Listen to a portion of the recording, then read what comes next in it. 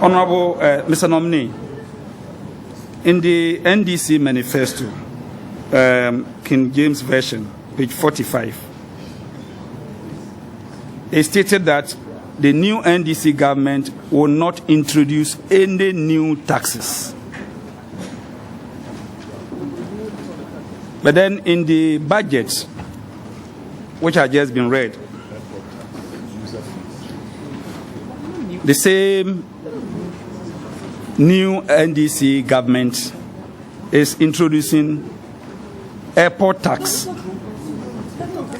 Increase. Increase. Wait. Let me land.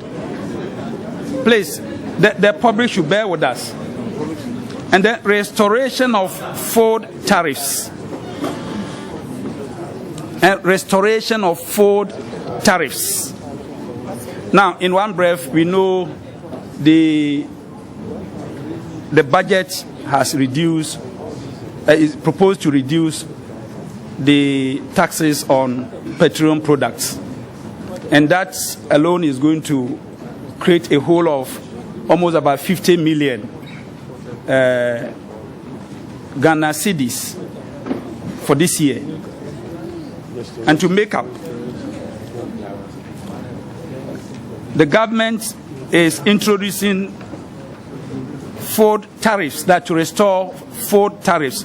That will amount to 430 billion, that's old Ghana cedis.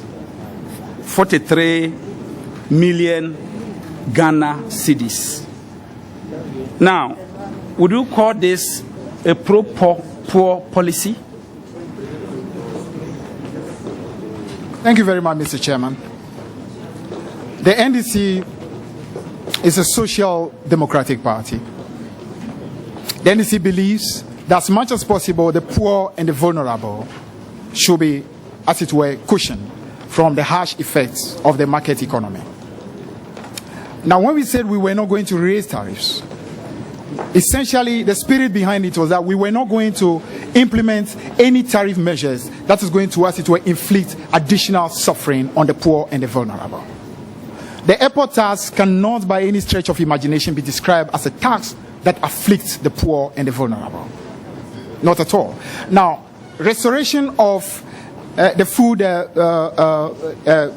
tariffs, as you said, the reason is simple. And I think the MPP government will bear witness to the fact that much as the intention may have been great, the effect was not what they did not get the effect that they were getting.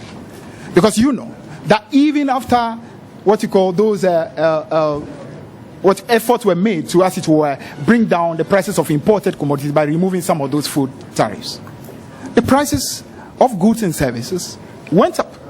Rice went up beyond where it was even long after the removal of those ones. So what the NDC government is simply doing is to removing it now because it did not achieve its purpose. It's as simple as that.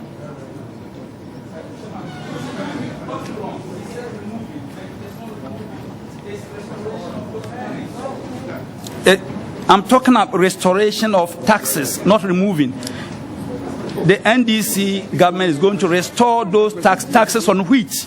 And know when taxes are restored on the prices of wheat, we don't produce wheat in this country. It means that the price of bread, the pastries and all those things, the prices are going to go up. Now, it will take time before we're able to produce enough rice in the country. So restoring prices on rice certainly will also increase the price of rice at the market. And I'm asking whether this policy is a pro-poor policy.